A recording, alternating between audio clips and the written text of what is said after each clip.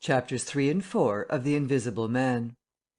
This recording is in the public domain.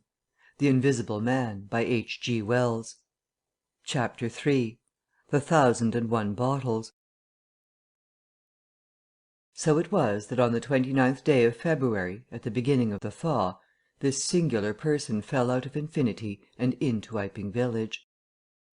Next day his luggage arrived through the slush, and very remarkable luggage it was. There were a couple of trunks indeed, such as a rational man might need, but in addition there were a box of books, big fat books, of which some were just in an incomprehensible handwriting, and a dozen or more crates, boxes and cases containing objects packed in straw, as it seemed to Hall, tugging with a casual curiosity at the straw, glass bottles.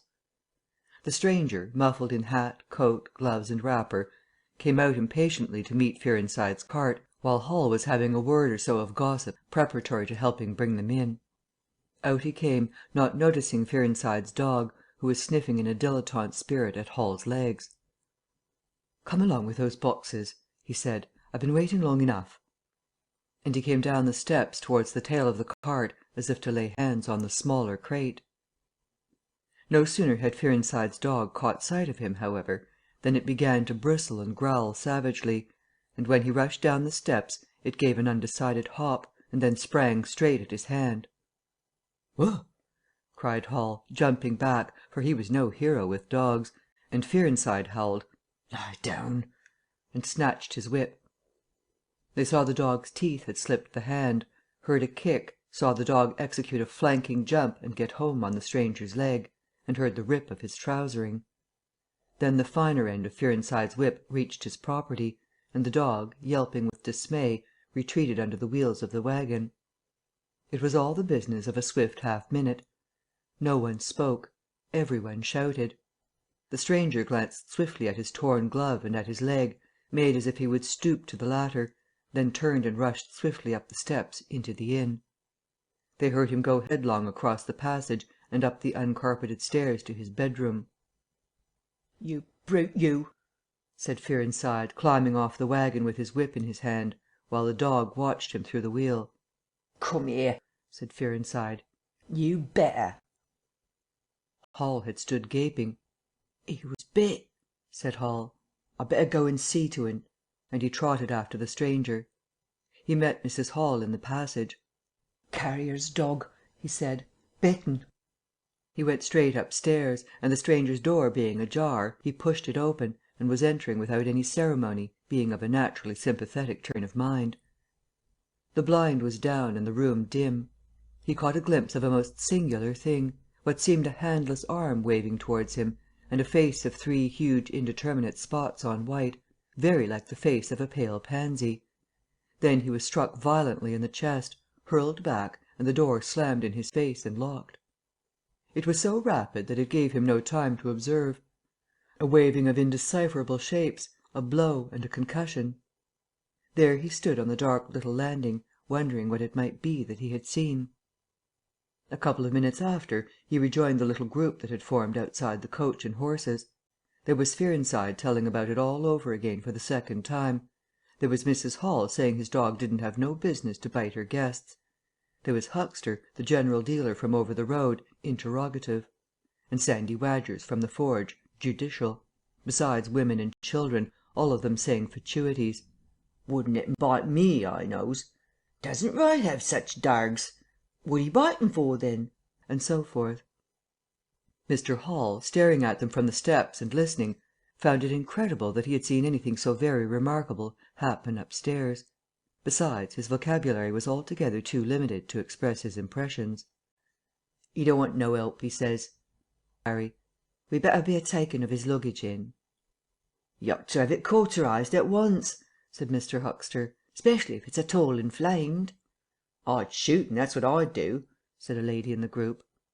Suddenly the dog began growling again. "Come along," cried an angry voice in the doorway, and there stood the muffled stranger with his collar turned up and his hat brim bent down. "The sooner you get those things in, the better I'll be pleased." It is stated by an anonymous bystander that his trousers and gloves had been changed. "Was you hurt, sir?" said Fearenside. "I'm rare sorry the darg "Not a bit," said the stranger. "Never broke the skin. Hurry up with those things." He then swore to himself, so Mr. Hall asserts. Directly the first crate was, in accordance with his directions, carried into the parlour, the stranger flung himself upon it with extraordinary eagerness, and began to unpack it, scattering the straw with an utter disregard of Mrs. Hall's carpet.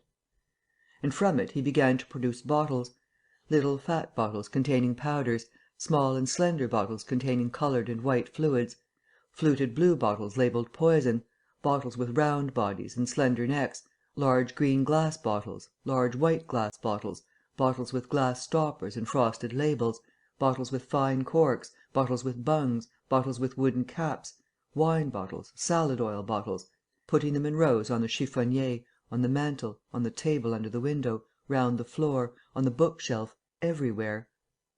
The chemist's shop in Bramblehurst could not boast half so many. Quite a sight it was. Crate after crate yielded bottles, until all 6 were empty and the table high with straw. The only things that came out of these crates besides the bottles were a number of test tubes and a carefully packed balance. And directly the crates were unpacked, the stranger went to the window and set to work, not troubling in the least about the litter of straw, the fire which had gone out, the box of books outside, nor for the trunks and other luggage that had gone upstairs. When Mrs. Hall took his dinner in to him, he was already so absorbed in his work, pouring little drops out of the bottles into test tubes, that he did not hear her until she had swept away the bulk of the straw and put the tray on the table, with some little emphasis perhaps, seeing the state that the floor was in. Then he half turned his head and immediately turned it away again. But she saw he had removed his glasses. They were beside him on the table, and it seemed to her that his eye sockets were extraordinarily hollow. He put on his spectacles again, and then turned and faced her. She was about to complain of the straw on the floor when he anticipated her. "I wish you wouldn't come in without knocking," he said in the tone of abnormal exasperation that seemed so characteristic of him. "I knocked, but seemingly—" "Perhaps you did. But in my investigations, my really very urgent and necessary investigations, the slightest disturbance, the jar of a door, I must ask you—" "Certainly, sir. You can turn the lock if you're like that, you know. Any time." "A very good idea," said the stranger. "This straw, sir, if I may make so bold as to remark—" "Don't. If the straw makes trouble, put it down in the bill." And he mumbled at her, words suspiciously like curses. He was so odd standing there, so aggressive and explosive, bottle in one hand and test tube in the other, that Mrs. Hall was quite alarmed. But she was a resolute woman. "In which case, I should like to know, sir, what you consider—" "A shilling. Put down a shilling. Surely a shilling's enough." "So be it," said Mrs. Hall, taking up the tablecloth and beginning to spread it over the table. "If you're satisfied, of course." He turned and sat down with his coat collar toward her. All the afternoon he worked with the door locked, and, as Mrs. Hall testifies, for the most part in silence. But once there was a concussion and a sound of bottles ringing together, as though the table had been hit, and the smash of a bottle flung violently down, and then a rapid pacing athwart the room. Fearing something was the matter, she went to the door and listened, not caring to knock. "I can't go on," he was raving. "I can't go on. 300,000, 400,000, the huge multitude. Cheated. All my life it may take me. Patience, patience indeed. Fool, fool." There was a noise of hobnails on the bricks in the bar, and Mrs. Hall had very reluctantly to leave the rest of his soliloquy. When she returned the room was silent again, save for the faint crepitation of his chair and the occasional clink of a bottle. It was all over. The stranger had resumed work. When she took in his tea, she saw broken glass in the corner of the room under the concave mirror, and a golden stain that had been carelessly wiped. She called attention to it. "Put it down in the bill," snapped her visitor. "For God's sake, don't worry me. If there's damage done, put it down in the bill." And he went on ticking a list in the exercise book before him. "I'll tell you something," said Fearenside, mysteriously. It was late in the afternoon, and they were in the little beer shop of Iping Hanger. "Well?" said Teddy Henfrey. "This chap you're speaking of, what my dog bit. Well, he's black. Leastways, his legs are. I seed through the tear of his trousers and the tear of his glove. You'd have expected a sort of pinky to show, wouldn't you? Well, there wasn't none. Just blackness. I tell you, he's as black as my hat." "My sakes!" said Henfrey. "It's a rummy case altogether. Why, his nose is as pink as paint." "That's true," said Fearenside. "I knows that. And I tell you what I'm thinking. That man's a piebald, Teddy. Black here and white there, in patches, and he's ashamed of it. He's a kind of half-breed, and the colours come off patchy instead of mixing. I've heard of such things before, and it's the common way with horses, as any one can see." Chapter 4. Mr. Cuss interviews the stranger. I have told the circumstances of the stranger's arrival in Iping with a certain fulness of detail, in order that the curious impression he created may be understood by the reader. But excepting 2 odd incidents, the circumstances of his stay until the extraordinary day of the club festival may be passed over very cursorily. There were a number of skirmishes with Mrs. Hall on matters of domestic discipline, but in every case until late April, when the first signs of penury began, he overrode her by the easy expedient of an extra payment. Hall did not like him, and whenever he dared he talked of the advisability of getting rid of him; but he showed his dislike chiefly by concealing it ostentatiously, and avoiding his visitor as much as possible. "Wait till the summer," said Mrs. Hall sagely, "when the artists are beginning to come. Then we'll see. He may be a bit overbearing, but bills settled punctual is bills settled punctual, whatever you'd like to say." The stranger did not go to church, and indeed made no difference between Sunday and the irreligious days, even in costume. He worked, as Mrs. Hall thought, very fitfully. Some days he would come down early and be continuously busy. On others he would rise late, pace his room, fretting audibly for hours together, smoke, sleep in the armchair by the fire. Communication with the world beyond the village he had none. His temper continued very uncertain. For the most part, his manner was that of a man suffering under almost unendurable provocation, and once or twice things were snapped, torn, crushed, or broken in spasmodic gusts of violence. He seemed under a chronic irritation of the greatest intensity. His habit of talking to himself in a low voice grew steadily upon him, but though Mrs. Hall listened conscientiously, she could make neither head nor tail of what she heard. He rarely went abroad by daylight, but at twilight he would go out muffled up invisibly, whether the weather were cold or not, and he chose the loneliest paths and those most overshadowed by trees and banks. His goggling spectacles and ghastly bandaged face under the penthouse of his hat came with a disagreeable suddenness out of the darkness upon 1 or 2 home-going labourers, and Teddy Henfrey, tumbling out of the Scarlet Coat one night at 9:30, was scared shamefully by the stranger's skull-like head (he was walking hat in hand), lit by the sudden light of the opened inn door. Such children as saw him at nightfall dreamt of bogies, and it seemed doubtful whether he disliked boys more than they disliked him, or the reverse; but there was certainly a vivid enough dislike on either side. It was inevitable that a person of so remarkable an appearance and bearing should form a frequent topic in such a village as Iping. Opinion was greatly divided about his occupation. Mrs. Hall was sensitive on the point. When questioned, she explained very carefully that he was an experimental investigator, going gingerly over the syllables as one who dreads pitfalls. When asked what an experimental investigator was, she would say with a touch of superiority that most educated people knew such things as that, and would thus explain that he "discovered things." Her visitor had had an accident, she said, which temporarily discoloured his face and hands, and being of a sensitive disposition, he was averse to any public notice of the fact. Out of her hearing, there was a view largely entertained that he was a criminal trying to escape from justice by wrapping himself up so as to conceal himself altogether from the eye of the police. This idea sprang from the brain of Mr. Teddy Henfrey. No crime of any magnitude dating from the middle or end of February was known to have occurred. Elaborated in the imagination of Mr. Gould, the probationary assistant in the National School, this theory took the form that the stranger was an anarchist in disguise, preparing explosives, and he resolved to undertake such detective operations as his time permitted. These consisted for the most part in looking very hard at the stranger whenever they met, or in asking people who had never seen the stranger leading questions about him. But he detected nothing. Another school of opinion followed Mr. Fearenside, and either accepted the piebald view or some modification of it; as for instance Silence Durgan, who was heard to assert that "if he chooses to show himself at fairs, he'd make his fortune in no time," and being a bit of a theologian, compared the stranger to the man with the one talent. Yet another view explained the entire matter by regarding the stranger as a harmless lunatic. That had the advantage of accounting for everything straight away. Between these main groups there were waverers and compromisers. Sussex folk have few superstitions, and it was only after the events of early April that the thought of the supernatural was first whispered in the village. Even then it was only credited among the women folk. But whatever they thought of him, people in Iping, on the whole, agreed in disliking him. His irritability, though it might have been comprehensible to an urban brain worker, was an amazing thing to these quiet Sussex villagers.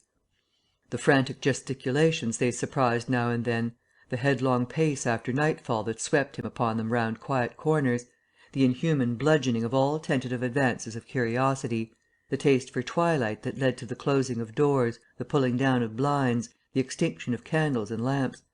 Who could agree with such goings on? They drew aside as he passed down the village, and when he had gone by, young humourists would up with coat collars and down with hat brims, and go pacing nervously after him in imitation of his occult bearing. There was a song popular at that time called "The Bogey Man." Miss Stachel sang it at the schoolroom concert, in aid of the church lamps, and thereafter whenever one or two of the villagers were gathered together and the stranger appeared, a bar or so of this tune, more or less sharp or flat, was whistled in the midst of them. Also belated little children would call "Bogey Man" after him, and make off tremulously elated. Cuss, the general practitioner, was devoured by curiosity. The bandages excited his professional interest, the report of the 1001 bottles aroused his jealous regard.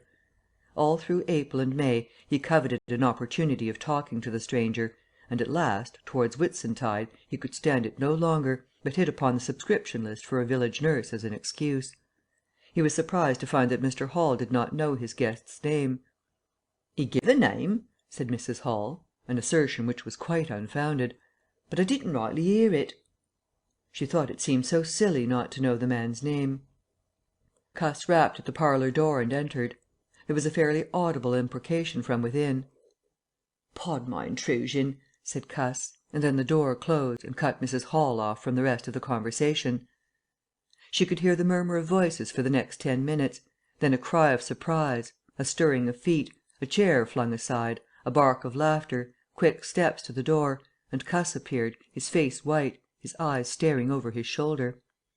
He left the door open behind him, and without looking at her strode across the hall and went down the steps, and she heard his feet hurrying along the road. He carried his hat in his hand. She stood behind the door, looking at the open door of the parlour. Then she heard the stranger laughing quietly, and then his footsteps came across the room. She could not see his face where she stood. The parlour door slammed, and the place was silent again. Cuss went straight up the village to Bunting the vicar. "Am I mad?" Cuss began abruptly, as he entered the shabby little study. "Do I look like an insane person?" "What's happened?" said the vicar, putting the ammonite on the loose sheets of his forthcoming sermon. "That chap at the inn." "Well?" "Give me something to drink," said Cuss, and he sat down. When his nerves had been steadied by a glass of cheap sherry, the only drink the good vicar had available, he told him of the interview he had just had. "Went in," he gasped, "and began to demand a subscription for that nurse fund. He'd stuck his hands in his pockets as I came in, and he sat down lumpily in his chair. Sniffed. I told him I'd heard he took an interest in scientific things. He said yes. Sniffed again. Kept on sniffing all the time, evidently recently caught an infernal cold. No wonder wrapped up like that. I developed the nurse idea, and all the while kept my eyes open. Bottles, chemicals, everywhere. Balance, test tubes and stands, and a smell of evening primrose. Would he subscribe? Said he'd consider it. Asked him point blank, was he researching? Said he was. A long research. Got quite cross. A damnable long research, said he, blowing the cork out, so to speak. Oh, said I, and out came the grievance. The man was just on the boil, and my question boiled him over. He'd been given a prescription, most valuable prescription. What for he wouldn't say. Was it medical? you, what are you fishing after?" I apologised. Dignified sniff and cough. He resumed. He'd read it, 5 ingredients, put it down, turned his head, draught of air from window lifted the paper, swish, rustle. He was working in a room with an open fireplace, he said, saw flicker, and there was the prescription burning and lifting chimneyward. Rushed towards it just as it whisked up the chimney.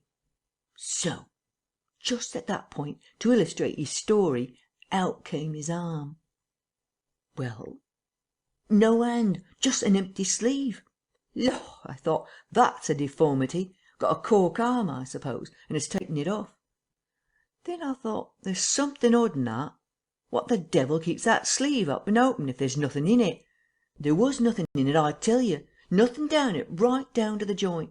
I could see right down it to the elbow, and there was a glimmer of light shining through a tear of the cloth. Good God, I said. Then he stopped, stared at me with those black goggles of his, and then at his sleeve. Well, that's all. He never said a word, just glared and put his sleeve back in his pocket quickly. "I was saying," said he, "that there was the prescription burning, wasn't I?" Interrogative cough. "How the devil," said I, "can you move an empty sleeve like that?" "Empty sleeve?" "Yes," said I, "an empty sleeve." "It's an empty sleeve, is it? You saw it was an empty sleeve?" He stood up right away. I stood up too. He came towards me in 3 very slow steps, and stood quite close. Sniffed venomously. I didn't flinch, though I'm hanged if that bandaged knob of his and those blinkers aren't enough to unnerve any one, coming quietly up to you. "You said it was an empty sleeve?" he said. "Certainly," I said. At staring and saying nothing, a barefaced man, unspectacled, starts scratch. Then very quietly he pulled his sleeve out of his pocket again and raised his arm towards me as though he would show it to me again. He did it very, very slowly. I looked at it. Seemed an age. "Well," said I, clearing my throat, "there's nothing in it." I had to say something. I was beginning to feel frightened. I could see right down it. He extended it straight towards me, slowly, slowly, just like that, until the cuff was 6 inches from my face. Queer thing to see an empty sleeve come at you like that. And then, well, something exactly like a finger and a thumb it felt, nipped my nose. Bunting began to laugh. "There wasn't anything there," said Cuss, his voice running up into a shriek at the "there." "It's all very well for you to laugh, but I tell you I was so startled I hit his cuff hard and turned round and cut out of the room. I left him." Cuss stopped. There was no mistaking the sincerity of his panic. He turned round in a helpless way and took a second glass of the excellent Vicar's very inferior sherry. "When I hit his cuff," said Cuss, "I tell you it felt exactly like hitting an arm. And there wasn't an arm. There wasn't the ghost of an arm." Bunting thought it over. He looked suspiciously at Cuss. "It's a most remarkable story," he said. He looked very wise and grave indeed. "It's really," said Mr. Bunting with judicial emphasis, "a most remarkable story." End of chapters 3 and 4.